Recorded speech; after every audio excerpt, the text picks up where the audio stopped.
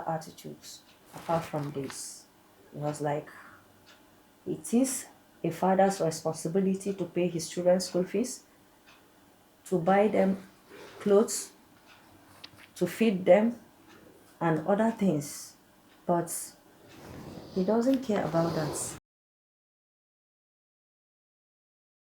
Once they are in pain, I'm also in pain. There is no love. There is no respect in that marriage. I'm the person that is paying their school fees, buying their clothes, and sometimes giving them what to take to school. Because if they should go to him, Daddy, give us this, he will say, go and meet your mother. Am I the only person that gave birth to them?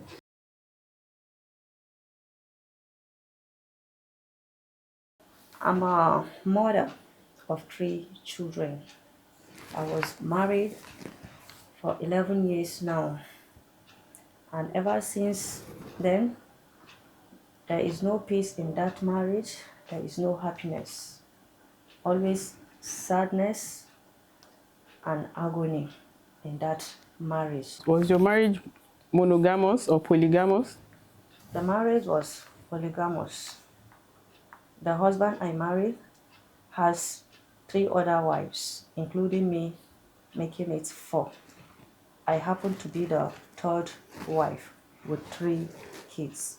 I was having 4, I lost 1. I'm left with 3. And the 3 I'm having, they are facing a very big challenges. The 2 are sickle cells. And I'm facing a lot of issues due to their crisis. Due to that crisis, I'm facing a lot of trouble and worries because I have no rest of mind. I have no one to assist me, not the father. I do things myself, no assistance. To the extent I do borrow money from people. I sell some of my things just to meet up with my children's demand. But sometimes I feel good when I think of Allah is with me. Because once you have Allah with you, everything will be okay for you. But sometimes I feel depressed inside me. I feel as if that's the end of the life. But once I look at the children, I know that God has not forgotten me and he has not made any mistake by giving me those children. They are lovely and they are special to me. Just to chip in with what you are saying, I admire your courage. May Allah make it easy for you. To have a challenging marriage or a difficult marriage is enough of a burden for most of us women. When people have such marriage, it leads them to depression and so many things. If you now couple it with having children of special needs, I know that the pain can be very excruciating. But I just wanted to find out, did you know from the beginning of the marriage that these children had sickle cell or they were sickle cell carriers? Did you realize? No, I never knew because the marriage between I and their father was an arranged marriage. So we never went through genotype tests. We never knew. We were ignorant of it. And at what point did you realize? It was very late because it was just last 2 years that I realized. Were they having health challenges? Yes. Okay. They were having health challenges every day.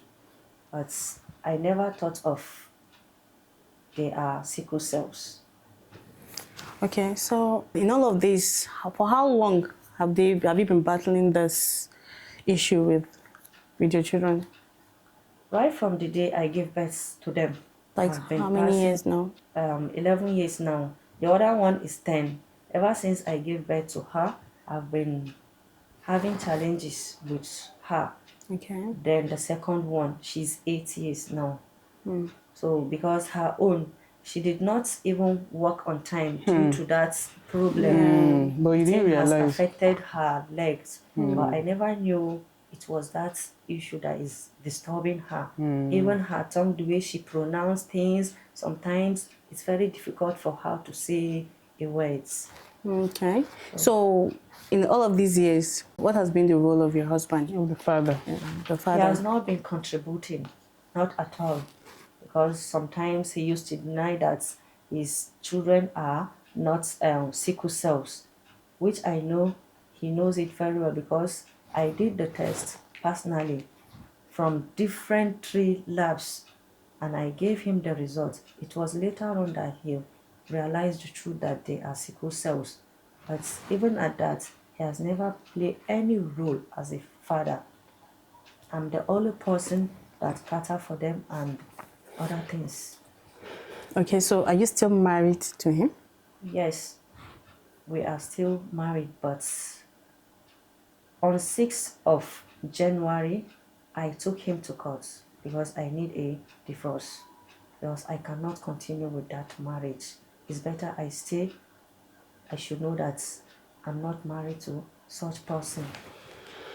Because as it is, even if I'm together with him, may Allah forgive me, I know I will still give birth to a sickle cell. But I don't know. To prevent that. Yes, Yeah, to prevent it. that.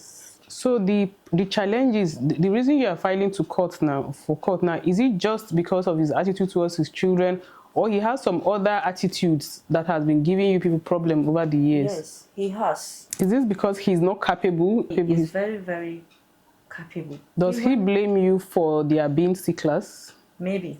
Okay. I'm trying to understand the reason why a father will not feel that sympathy for a child that has sickle cell with all the crisis, the pain. Ordinarily, when a father sees their daughters, and your children are all girls, when the bond between fathers and daughters is such that when a father sees his daughter in pain, it hits him in a different kind of way. Yes. So I'm surprised by the nonchalant attitude. Could it be that he feels like, okay, or does he know his genotype in the first place? I don't think he knows. He knows his genotype. Okay, so he may think that you are the person that, you know, afflicted them with this genesis. So ignorance plays a key role in some of these problems that we have in marriage, where somebody is so adamant, does not want to even understand the realities on ground. Yes. So okay. You mentioned that you're the one that cater for them all by yourself. What do you do for a living? I used to work with private schools. That is, if I'm chance, because I'm also a student at University of Abuja. I'm a final year student. Okay. So once they pay me, I will pay their own school fees. Like last time, I don't have money and I'm going to school. The phone I was using, I have to sell that phone just to make sure I enroll them in school. for them to go to school. Yes. Yeah. And as a student too, is your husband sponsoring your education? No, not at all. Someone that cannot take care of his own. So can you, I just want to get into your shoes, to look at it how it is. Can you describe when they are in crisis, how it makes you feel? How does their sickness look like? How does it make you feel? How do they feel when they are in pain? When they are in pains, sometimes it might be one person, sometimes it comes at once. Both of them. Yes. So the elder one, she used to pray. Once the crisis comes, she will be praying. But the small one, she will be like, I should carry rope and tie her legs. I should hold her legs. I should be pressing her waist. She will be shouting. She will be crying. She will be shouting. So I will be feeling how I wish this thing is me that is crying it, not my children's. But I know that God has not forsaken me. And it's not as if he doesn't love me, that he gave me those children as a sickle cell. But I feel so bad. Naturally. Sometimes I do think, what if I'm no more? Who will take care of these children? There is nobody that can do it the way I'm doing it with them. Sometimes I do feel, okay, let me take them back to their father. They will be like, I should not. They will be begging me, they will be pleading, please, if you take us there, who is going to take care of us? I said, me, I'm tired. I'm tired. What do you want me to do? So if I just look into their eyes, I will cry. I will cry. They will start begging me that I should stop crying. God will help us. So, inshallah. May Allah ease your pain, my dear sister. Just as you are saying it now, it brings to mind so many of these kind of stories that you hear. There are a few mothers of special needs children who sometimes on social media handles share the challenges they go through. And you can see that it is not an easy pain. Even for those that have healthy children, normal children that don't have any health challenges at all, it's difficult. We complain of parenting every day. My son is behaving like this, my daughter is we complain so much because sometimes we doubt ourselves. Am I doing the best thing I'm supposed to do as a mother? Am I parenting my children very well? Am I disciplining them well? Am I giving them the life? So to have a child that has special needs is a special kind of challenge. And what makes it even more difficult is to have a spouse that is not contributing his own quota. With two parents is not easy. Talk more with one parent. It cannot be a small burden. And so we pray that may Allah ease the affairs of our sister and bring succor to her and her children. It brings to mind a particular event that happened very, very recently. We lost a very dear sister that is a mother of special needs children, Haji Arafat Salami, and her story really resonated all over the social media. People were talking about the fact that she had single-handedly trained her son, her special needs son, who had a couple of challenges, cerebral palsy, autism, ADHD, and she was such a powerful force for mothers that have special needs. Her strength was remarkable. Wow. Till the end, she fought for her son, which was why a lot of people knew her son. And that was the question on our lips immediately we heard of her passing away. What will happen to this boy? But for many years, for 20 years, she single-handedly carried that burden, training this boy to the point where he had all the majority of the life skills that other children had. He speaks excellently well, very eloquently well. And, you know, he was even helping his mother through her sickness, taking care of her and things like that. So you can see it takes a special kind of mother. They are better than the rest of us. Exactly. The fact that they carry two burdens, Honestly. it cannot be easy. Somebody with a similar story of two sickle children told me of sometimes thinking of suicide because the burden can feel too heavy to carry. And so we just want to ask you, when a mother has this kind of children, what would be your advice for her? How does she cope with life? How does she even wake up the next day to continue with life when everything looks so depressing? My advice for such mothers that have special needs children, they should not keep the secrets or the sickness to themselves. They should try and voice out so that the world will hear them. Because if they are silent, it will not help them. Unlike me, I do keep moods before. But as things are started increasing, I said, I cannot keep quiet any longer. Let me voice out. There might be one or two people that will be willing to help or assist in one way or the other. That is why I decide to voice out to people so that they can hear me out. Please, dear mothers, don't keep it to yourselves. If there is any problem, try and voice out. Don't keep problems to yourself, because if you keep those problems to yourself, it can never solve itself. I'm so grateful for this advice you gave, because it reminded me of what a mother had posted on Facebook about giving out all the details of her children that have special needs to relatives and close people just in case she dies. And when Haji Arafat died, that mother's story just came to my mind.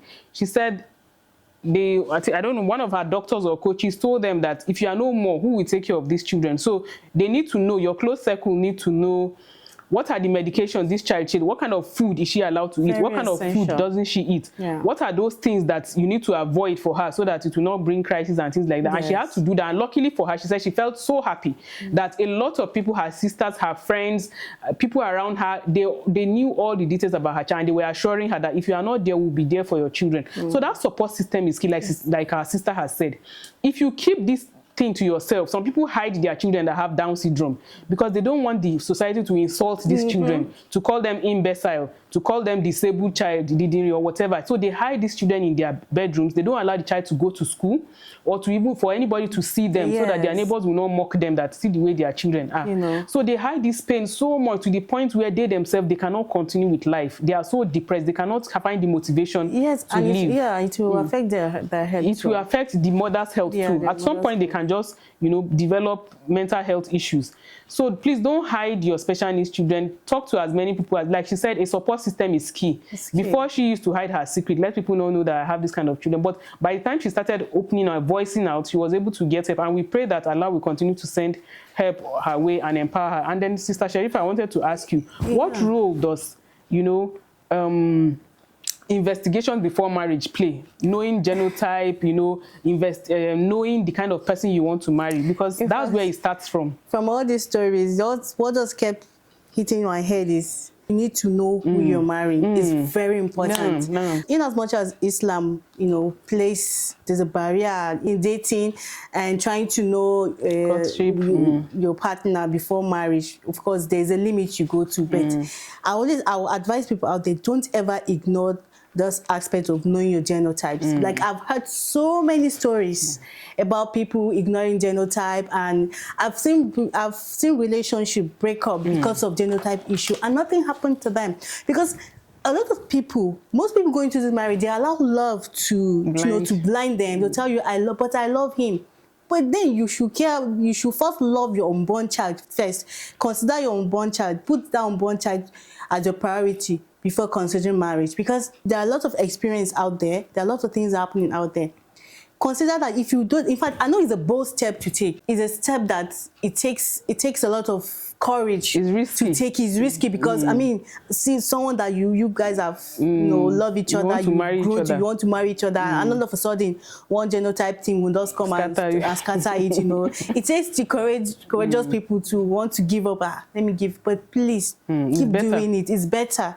You save that. In fact, if that child can even talk, in fact, the child will pray for you specially. Mommy, thank you for not bringing me to this world by first come and suffer me. And as they say, a failed relationship is better than a failed marriage. To be contemplating leaving the marriage many years after because of all the pain that came through it would have been avoided if you had left that relationship before. And I want to advise men especially, or to appeal to men especially to please know their genotype. Whether you are educated or uneducated, whether you are exposed or unexposed, you must have heard of the issue of genotype by now. It's something that is very key before marriage. So for somebody to just assume that, I know I'm AA, so if these children are sicklers, then it's their mother that has the sickle cell. No, I don't think so. We should pity the children that are going through this pain, and please be sincere.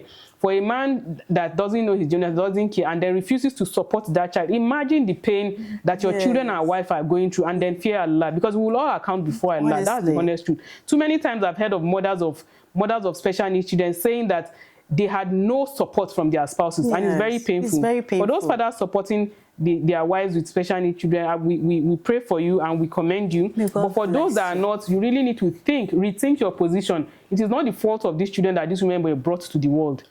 The way people used to blame women before, that, oh, you had only girls or you didn't have a child, medical studies have now shown that sometimes the fault is from the man. Yes. So realize that it is Allah that gave you this test, and to support your wife so that in future these children will be grateful to you, and then Allah too will reward you abundantly. So this is just for men generally. Anyway, in fact, talking about ignorance, like, I won't let that slide, because truly a lot of people are ignorant about this. Yes.